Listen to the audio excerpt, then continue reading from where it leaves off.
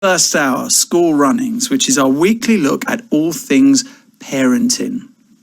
Very excited today. We have the former Girls Aloud member, Nadine Coyle, with us, who has a 6-year-old daughter, which is Anaya. Hello to you, Nadine. Good afternoon.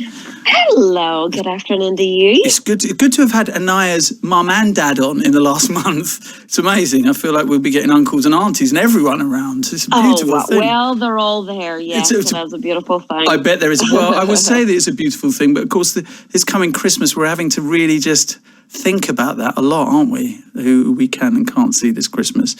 We'll talk about that in a little while. Also, as well, the 11-time Paralympic gold medalist. I mean, Baroness Tanya Gray-Thompson, firstly, always lovely to see you. Hello. Secondly, could you see the fear in their eyes when you were, 11 golds? I mean, some of them must have just thought, why are we doing it? Why are we doing this? Tanny's here. Tanny's turned up. To be fair, in my whole career, I lost more races than I won, so that kind of does balance it out. Yeah, but 11!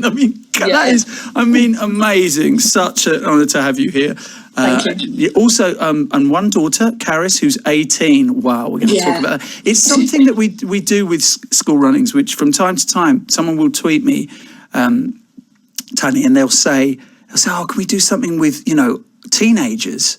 Because a lot of, I guess, parenting conversations are usually had about younger kids, aren't they? But you never stop being their parent, right? When they need you. Yeah. And I said that to her recently. And I said, however old you are always going to be my baby. And she's just like, ugh, okay. And we haven't been through any teenage tantrums yet. So really? No, none at all. I think that's because we're quite laid back, I think, or she's just amazing. But we kind of keep waiting for the door slamming, and it hasn't happened yet. But it's because we're such good parents. That's it.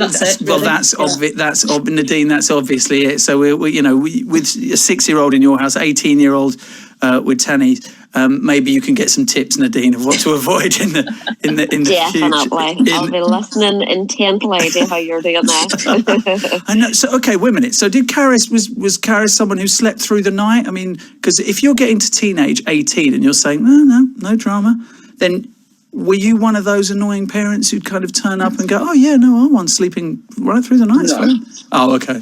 No, she didn't sleep for the first 2 years. Oh, wow, okay. And I did buy one of those baby books that tells you, and literally it sort of laid out every hour of the day. And by 10 o'clock in the morning, I was 2 hours behind. So I did it for like 2 hours. And then it was like, I'm not doing this. So no, she travelled, she went on her first plane at 2.5 weeks old. God. And she went to a training camp in Spain and sort of travelled the world. So she's unbelievably adaptable, laid back, self-sufficient, because she's kind of had to be. Yes. I remember one point, actually she was about 6 and she asked for something to eat and I was really busy and I went, this is really bad, I went to give her a pot noodle and then I remember her standing in the kitchen with this sad little look on her face and she said to me, Mummy, you're actually meant to put hot water on it. Oh, wow. And it's like, oh God. So it's like, right, I'm going to teach you how to use a kettle.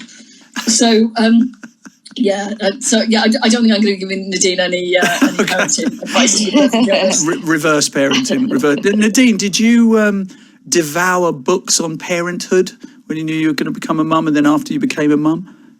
I did. I got, some of the presents was the, what to expect when you're expecting, and a few books like that. And I had a nightly email that was sent when I was pregnant that I looked forward to. It was like, okay, what is the email going to say tonight? Is my child the size of half a lentil yet? Or where are we at? And I was kind of measuring everything along the way. So yeah, I did. I really got into that. Oh gosh, you got intensely into that. How much outside advice did you get, Nadine, or did you rely largely on the kind of the academic tomes that were put in front of you, or was there a lot of people mucking in with advice? There was a lot of people. I mean, my mother is great as a mother, and my older sister has 4 children, kind of who I kind of helped, babysit, and I was kind of the resident babysitter always kind of before I left and moved to London. to join Girls Aloud. So there was a lot of people that I could go to with great parenting skills. And I could be like, okay, how do you do this? Or what happens here? And as soon as Anaya was born, I hadn't anticipated that intense feeling of, oh my God, what has happened? What am I going to do? Why did nobody warn me about this?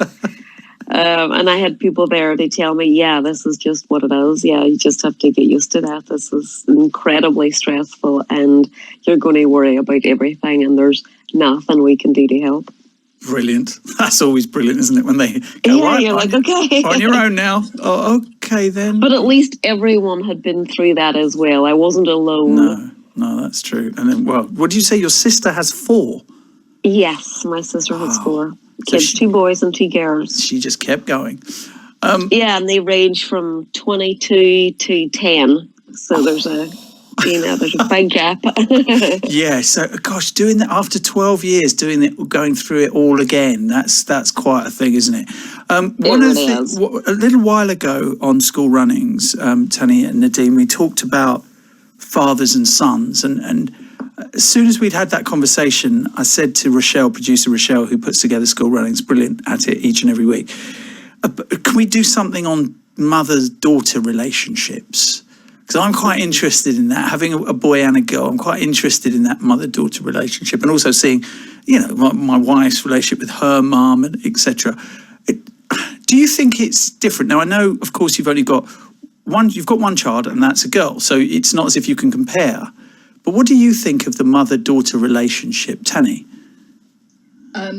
So I'm really close to Karis, but it's actually my husband Ian that's pretty much brought her up, because either when I was competing or now I work in politics, I'm away from home a lot. Like, I can be away from home 200 nights a week. Yeah. And so what's been amazing in lockdown, I've had more time with her. But we have an ability like no one else I know to wind each other up by not even looking at each other. And it's really weird. And I remember I was with my sister last year and Karis had rolled her eyes at me. And I'd said to Karis, do not do. And I went into, I'm your mother. And I was like, oh my God, I can't believe I'm saying that.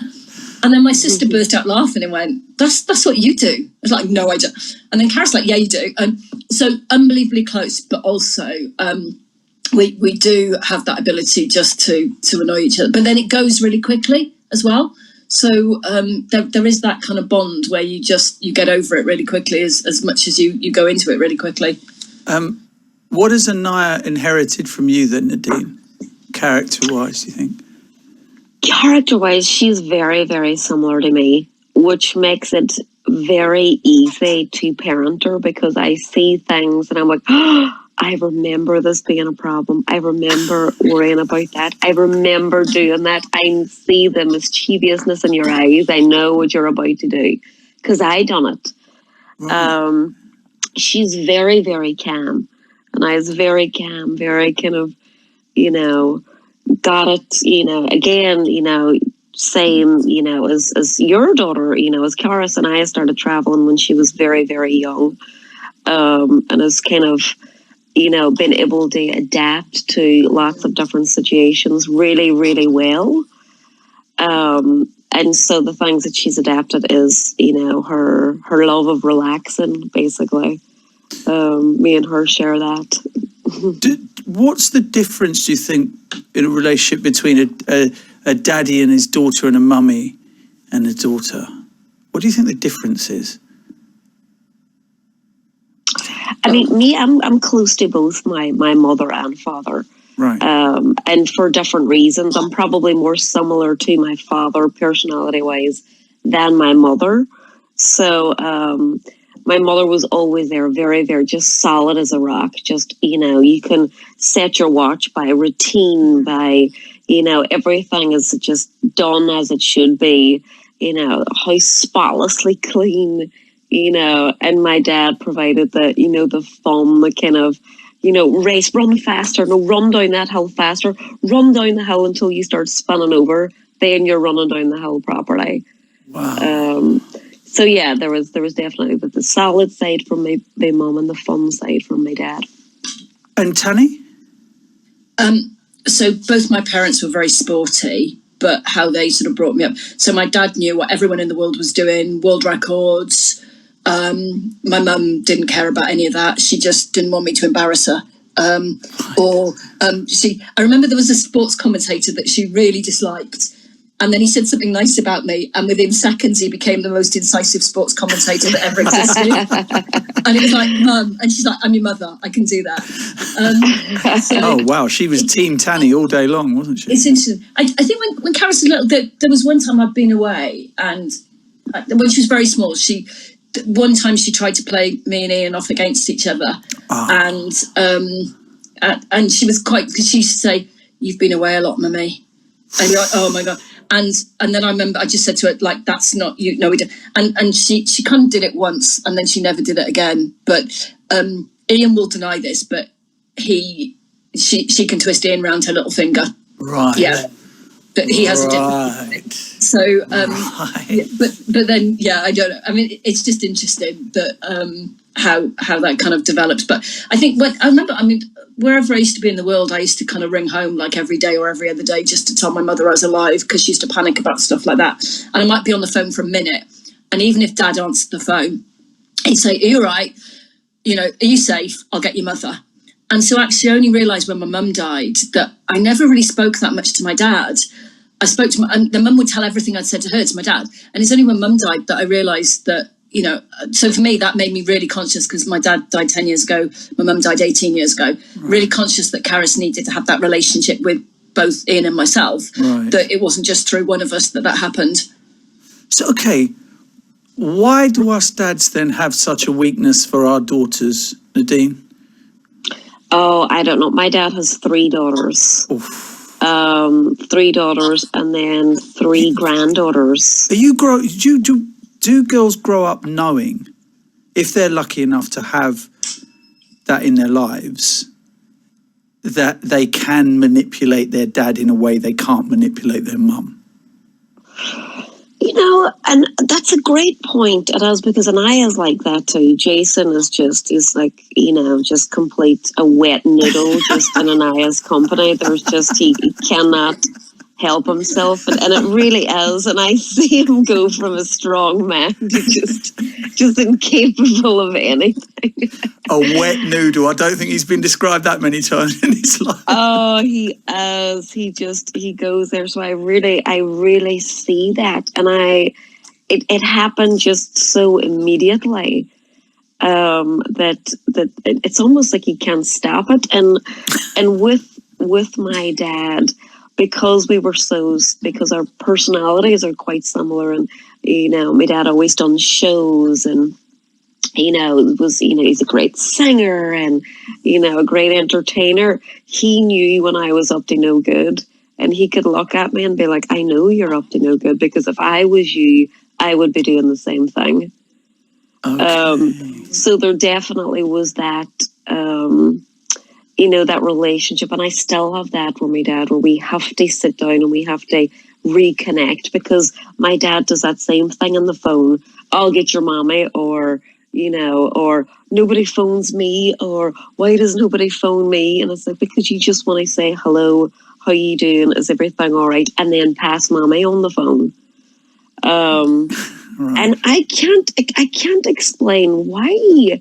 I think there's kind of a need for the men to just try to fix everything and show the girls that, you know, how men, like, the best possible situation. My dad has always said, if you get someone, you know, to spend the rest of your life with, they have to be at least as good as what I am, because I'm not that good. So they have to be at least this good. Yes, absolutely. Tanya, is Karis aware that that Ian is going to be kind of more easily malleable? I'm making an assumption here. He may not be at all. Yeah, he kind of is always watching out for us. So in terms of, she never asks for anything that is like too much. I mean, he's like Christmas. She wants a pair of trainers. That's it. And she's always been, but he's always watching out for her, I think, to see if there's something she might want to do or something that she might want to try. And so I probably need her to ask me a bit more directly if there's something she'd like to do, where he's kind of watching out. And I think it's a whole host of reasons. I think, Ian had quite, challenging childhood, and I think some of it is you kind of want to do better for your kids than maybe some of the things you experienced. And I think it's a whole combination of things. One of the Karis did chemistry A-level. He's got a PhD in chemistry, and he loved that. He loved, being able to sit and talk to her about things which I have no clue about whatsoever. So it's kind of nice that they bonded. But what's really weird, so, I did, politics at uni, he did chemistry. So she did a mixture. She did history, politics and chemistry A-level, which was quite odd. But she'd come and talk to me about chemistry, and she'd go and talk to Ian about politics. Now, he can answer the politics questions because it's like, what's in the news and stuff like that. And I used to say to her, he's got a PhD. And she went, oh, but he's going to want to teach me, isn't he? He wants me to understand it. Well, I can't teach you or even give you the answer. No. So you are just going to have to go and talk. So actually, with A-levels being cancelled, it was that kind of time they spent together, kind of doing work together, was actually really sweet to watch them bond over stuff like that.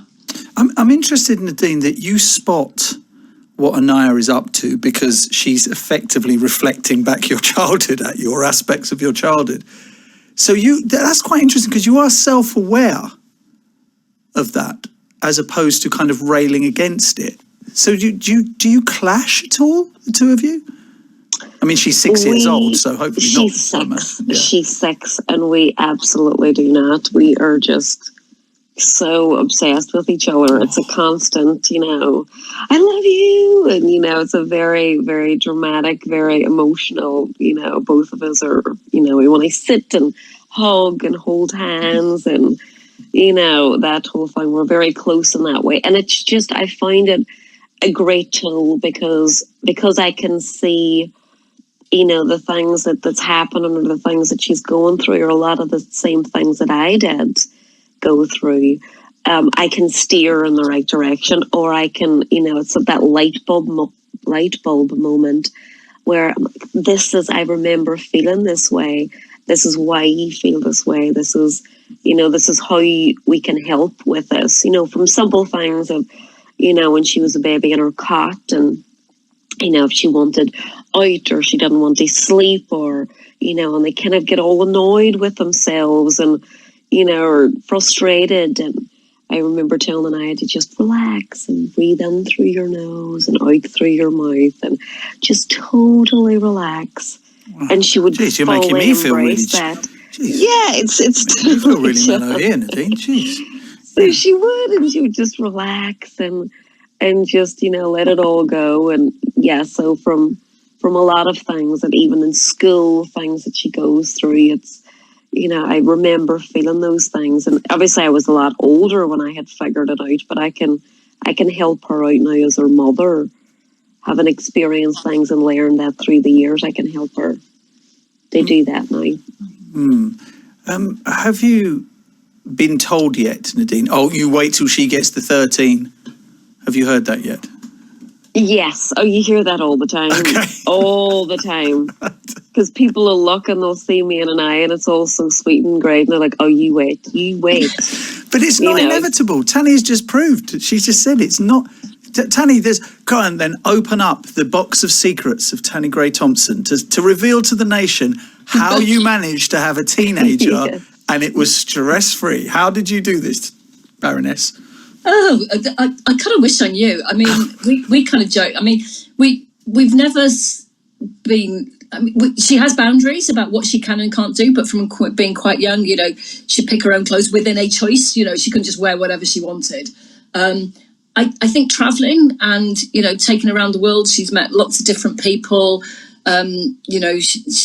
She's been to some really cool places. So she watched me compete in Athens, and she went to Beijing, and but then also I've taken her to Lebanon, Jordan, Israel and Palestine when I was doing some work about encouraging young girls to do sport and physical activity. So she's seen lots of differences. So I think she also recognises that she's very lucky in some things. And I mean, so I took her to Beijing and, for the Olympics, and we went to the opening ceremony of the Olympics, and she watched Tom Daley dive and all sorts of things. And she wrote an essay when she came back for school. So she'd been 6, and she was like, in the summer, Mummy took me to Beijing and she made me go to the Olympics. And it makes me laugh so much because at that point she was like, do I have to go? I mean, now she's like, I can't believe I went there. So I think what we've always tried to balance with her is just that, you know, there's privilege and support, and tell her how much we love her. As much as it embarrasses her, I tell her a lot how much I love her, and you know that she can do stuff, but we'll be there for her. So yeah, it's quite interesting how she's come out. But she's like saying, you know, she's stubborn and she's willful. And that's kind of me as well. You know, okay, but there's no clash with that then. So you're not, because the classic is that faced with one immovable force, the other immovable force just kind of clashes, and there is that friction because you by your own admission are stubborn. So if you're faced with that, you're like, well, I'm not moving. So how have you? So you've had to learn to move or to be more flexible. But sometimes and sometimes not. But then it's also what Nadine said about it's understanding and looking at what she's being stubborn about and going, oh, okay, how can we help her through that, and how can we get her to look at other options or things like that. But then my mum, see, I was really like my mum as well. And mum used to joke, and she used to say, we're like reeds that blow in the wind to everyone else's wishes but our own. You know, that we acquiesce to everyone else's wishes but our own. And you go, that's not true. So I think because it's sort of there in the family, I think the thing for me, I've just found myself, certainly in the last year, saying all the stuff to Caris that my mum used to say to me. And I swore I would never do that. And then you just go, well, I just stop it. But then I think that's part of like the coming of age thing as well, that she probably needs to hear it from somebody. Okay. But yeah, it's weird. Right, look, we're going to go to the news headlines, but Nadine, I'll leave you to think on this. What happens when the 6-year-old Anaya immovable force meets Nadine Coyle, mummy in other words, and where does that end up? We'll find out about that after the headlines. It's 31 minutes past 1, and Nick Hatfield is here with the headlines. And a very good afternoon to you. Baroness Tanny Gray-Thompson is here, Nadine Coyle is here, and the reason, because each and every Wednesday, the first hour show is devoted to talking about being parents. Now, just before we went to the news headlines with Nick, Nadine, what happens then, if indeed it ever happens? But wow, you would be lucky if a 6-year-old never dug their heels in and said, no, mummy. If it does happen, how do you react to that? I think I use it as being at home. It's almost like she has to sharpen her tools of her personality. And I, as an only child, so I find it really important that she uses her sass at certain times. It's like, no, I'm not doing this. It's like, why are you not doing this? Like, explain, give me a good enough reason why, and then we don't have to do it. And sometimes she does, and sometimes she doesn't. But if the argument is good enough and she can come up with a good enough argument, then she will get her own way because she's thought it through, and why not? It's all about that. It's all about, I'm quite happy for her to do one, or for her to, you know, and she can get cheeky, and sometimes I can just get a little cheeky with her, just to. And I feel like that's her sharpening her tools, because I want her to be able to go out into the world and expect that people aren't always nice all the time, and everything, you don't get your own way all the time. And I would be an irresponsible parent if I just let her think that was the way. So me and her, definitely, we can have very interesting conversations, and, you know, a battle of who has the greater perspective, and who, you know, which way is this going to fall? Are we going to do this thing?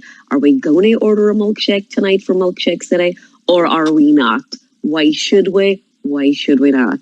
Okay, and then we can figure it out. So Nadine, you get into a debate, because there may be some people listening just thinking, sorry, this is not a democracy. Parenting is a dictatorship, right? And you are not getting the milkshake, and that's it. End of. But you will have this dialogue? Yes, we will. We'll have the dialogue of why should she have it tonight rather than wait for a Friday night? Why wait for a Friday night? Why wait for a Friday night? And I agree, I'm on her side.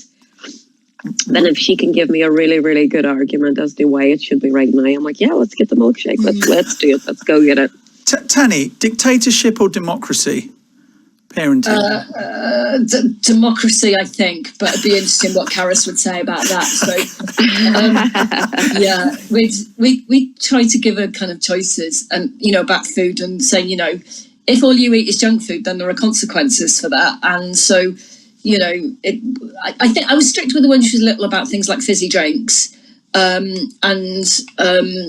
then I've seen, friends who are really strict with their kids about sweets. Then as soon as their kids had any pocket money, they'd go off and buy sweets. So yeah, for us, that was a bit about, understanding the choices that she makes are her responsibility. And that sounds quite, big when you talk to a 6 and 7 year old about that. Yeah. But it's funny, I'm probably slightly the other way because, or some things that, she had it was last year, she had kind of a lower six party. And I was there going, no, you can have a shorter dress, Karis. But what? I mean, we're talking about, an inch above her knee, not 2 inches below it. So I think sometimes, so my mum let me dye my hair when I was really young.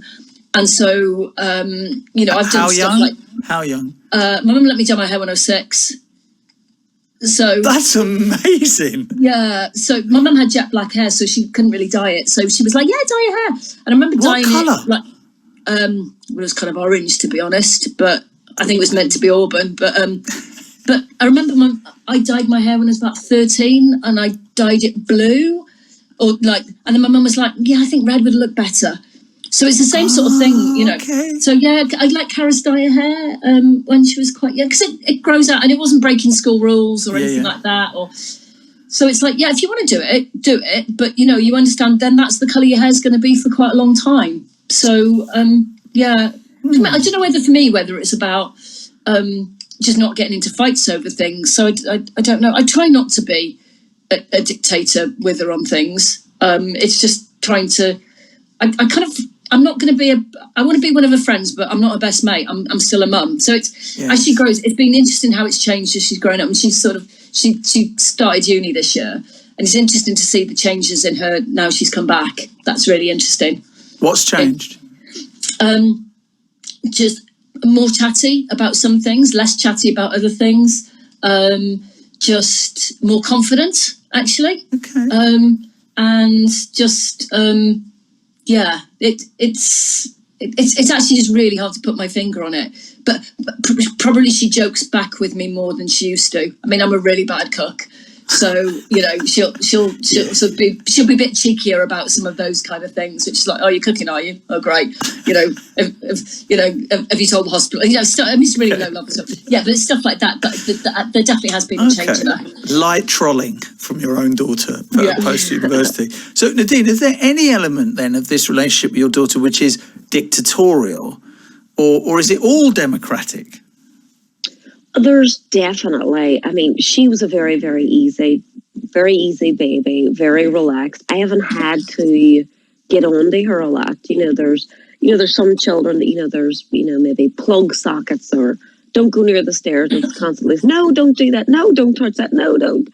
And she was never one. She wasn't interested in any of that stuff that was dangerous, or she kind of had this instinctive, she just wasn't interested in kind of doing that. So it was very easy. I didn't have to get on to her a lot. But it was funny, she was maybe 2 years old, and I was trying to bring in, the concept of friends and best friends, and I was just talking to her about it, and I was drying her hair and chatting, and she's looking, and she was like, she was like, Mama, I'm not your best friend. I can't be your best friend. I'm just a baby. You have to have a best friend, someone your own age. And she was 2 years old. And I was like, oh, Anaya! And I wasn't even trying to suggest. I was just introducing the concept. But immediately to her, she realized that we can't be best friends because she's just a baby and I'm clearly an adult. So we're going to have to figure that out. So there is, I'm definitely her mother. She's got her friends and the people that she loves to hang out with and do whatever her little games are. But we're very close in a way that I protect her. She feels safe when we go to do stuff. If I was to say to Anaya, we're going to go, to the middle of the jungle and go and live there for 6 months, she'd be like, sure, yeah, let's go. I assume you're going to take care of me. So that kind of, yes, I'm very much a parent, but we work together. We don't work against each other. There's not a lot of shouting or a lot of, you can't do this or don't do this or we're not doing this. It's definitely more of kind of, yeah, we can try to do that. We can figure that out. That's such a great, I mean, that's a great way of doing it. I mean, I want to move on to having one child. Tanya, do people feel as though they have the right, when you have one child, to ask you, when are you going to have another child? Oh, just also. So, I mean, I had Karis when I was 32, and as a female athlete, you have to make quite difficult choices about how you time having a baby. Because if you want to compete, you've got to fit it in with the cycle. So there's all that. And then there were lots of people who said, people like you shouldn't have children, meaning disabled people. And then I remember just complete strangers coming in. Do people feel actually empowered to say that to you? Oh yeah, totally. Yeah, publicly, I mean, to your face, would say that. To my face. I got stopped in the street when I was about 8 months pregnant by a woman who said to me, "You're pregnant?" Like, yeah. Yeah. And she was like, "How did you get pregnant?" I was like, "Sorry?" She was like, "How did you get pregnant?" And I remember just sort of, I mean, I'd really had enough by 8 months, and I just said to her, "Well, I had sex with my husband. How do you think I got pregnant?" And I went, "You said sex?" I was like, "Oh my God." You know, I'm admitting it. And then she's like, "That's really disgusting." So you had what? Then, yeah. So at this point, they doubled down on their ignorance. Yeah. Didn't think, oh, geez, I've just really made a fool of myself. Oh no, I mean, guess what? I mean, I was offered determination by one person because they said people like me shouldn't have children. So anyway, yeah, that's a whole nother. But yeah, people touching my stomach, complete strangers, and it's like, don't touch me. And then then as soon as I had it, it's like, when are you having your second? Like, I don't, and I'll be honest, I found being pregnant quite hard, so I just had day sickness all the way through. I mean, I wasn't ill, but it was just draining, and I'm quite small, and she was 7 pounds, and there wasn't a lot of room, and I'm missing some bones at the back of my spinal cord, so my spine's exposed. So when she used to kick me, that's the bit of me she always used to kick, and and I remember just somebody, "Oh, you have to have another child for somebody, for her to play with, and you're a really bad parent if you don't have another child." And so I'll be real, I started saying to people that I couldn't have any more children because I was like, it was just, which wasn't the truth, just to be clear, it wasn't the truth. No, and then I felt really bad. So it was, we might have been, I might not have been able to get pregnant a second time, but we decided quite early on that if we were lucky enough to have a baby, we'd just probably have one. And because she didn't sleep as well. So I do remember saying to Ian, when she was about 18 months old, "Are we having another baby?" And he was like, "No, you must be joking." So there's all these things. But yeah, so I ended up saying to people, "No, I can't have any more," because it was like, I'm not sure why I have to justify to somebody, whether I know them or not, whether I have a second child or when I have it. And because it was just like, yeah, I don't know. And I still don't know if that was right or not. But for me, it just was, it just needed to kill the conversation because it was exhausting. Actually, the number of people who told me I had to have a second child. Gosh. Nadine, have you come across this at all? Yeah, I think sometimes, people are they're just asking. Sometimes people don't know what they say. I always put it down to that. And someone's like, "Oh, when are you having your next one?" And I'm like, "When are you having your next one?" Like, oh God, I don't know. And I say, "Well, I don't know either." So it's an awkward question, and people sometimes, I feel like they don't realize it's so awkward when they're asking it until you put it back on them, and then they're having to answer their own question, which is who knows. Some people are very organized, and some people plan it out, and they really, they try to make sure that they have the next one within a few years, and then the next one after that. And I am just not organized in that way, any way, shape, form, or fashion. And I think it's great for people that are. I'm just not that way inclined. So yeah, I always just ask, when are you having your next baby? Because I have no idea. That'll be, I'll be lucky enough if it happens, or but I'm not. I don't plan things like that. Yeah, why do you think people feel empowered to ask that question? It's a very personal question, isn't it? Incredibly personal for so many reasons. Yeah.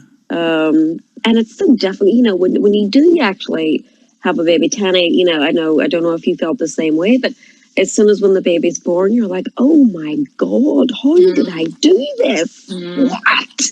And there's such a difference between, being pregnant and then the baby being there. It really is this amazing thing. And I was really sick the whole way along as well. And I couldn't work and I couldn't do anything. And I used to see people, that were pregnant and working and doing things and thinking, how on earth are you doing that?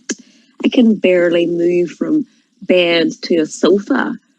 And everyone's different. And I'm happy for everyone. But yeah, definitely it's not a question I would go around asking other people. And when it's asking me, I ask them it back because it's uncomfortable. And hopefully they learn that actually it's quite uncomfortable being asked that question. I probably shouldn't ask that. No. Is there a societal pressure then, Tanya, do you think? There's just a societal assumption that you should have more than one child, and that's what empowers people to ask that question? I think so. And I think sometimes people are doing it to start a conversation or to say something, and they don't always necessarily realise what they're saying.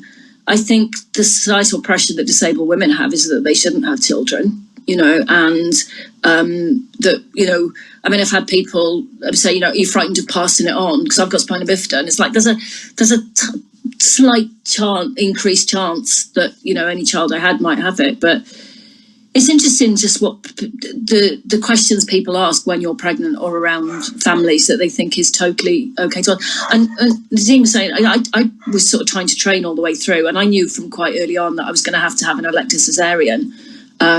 So to be honest, I didn't read any baby books I didn't go to any antenatal classes. And this is because I remember thinking, I've got 2 goddaughters, I've changed a nappy. How hard can it be?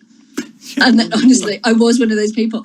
And then I just to be clear, people for centuries, millennia, didn't go to baby classes, right? Right. And lots of places in the world, people still don't. We survive, I know. Yeah, we've done all right with that. But there was that moment when I woke up and she's in my arms, and I remember just going, oh God, this is serious. This is really serious. But then I think also because my life was, I was training back quite soon after having her and competing a couple of weeks after having her, we just took her to a training job. When she was little, this is really bad. We used to go to the track training and put her in the long jump pit with a bucket and spade and tell her it was the beach.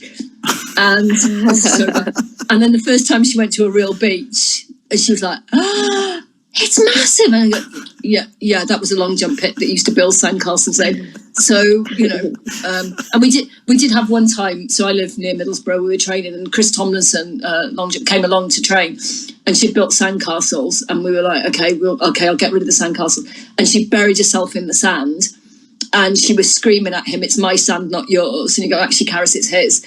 And he's got kids, and I said to him, I can't get into the sandpit. I can't because of my chair. You just have to drag her out. And he's like, I can't, I'll come back later. I can't. Like, Chris, you've got kids, just drag her out. And he's like, no, I'll wait till you're finished. And so,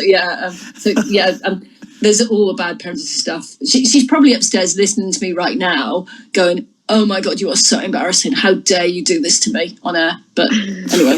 Listen, we all have that right. This is parents' revenge, right?